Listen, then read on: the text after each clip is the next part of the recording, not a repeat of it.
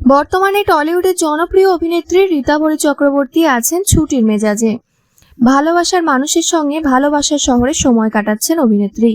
Social মিডিয়ায় তার ছবিও ভাগ করে নেন রীতাভরি চক্রবর্তী।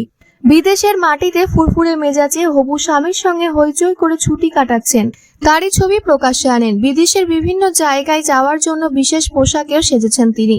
ডিজনিল্যান্ডে যাওয়ার জন্য বিশেষভাবে নিজেকে তৈরি করেছেন রীতাভরি। সাদা টি শার্ট, কালো জ্যাকেট, মাথায় মিকি মাউসের সেই টুপি, সব মিলিয়ে যেন রীতাভরি ফিরে গেছিলেন ছোটবেলায়। আর সেই সাজেই হবু স্বামী সুমিত অরোরার সঙ্গে আদুরে ছবি শেয়ার করেন। কালো ও লাল পোশাকে সেজেছেন দুজনে।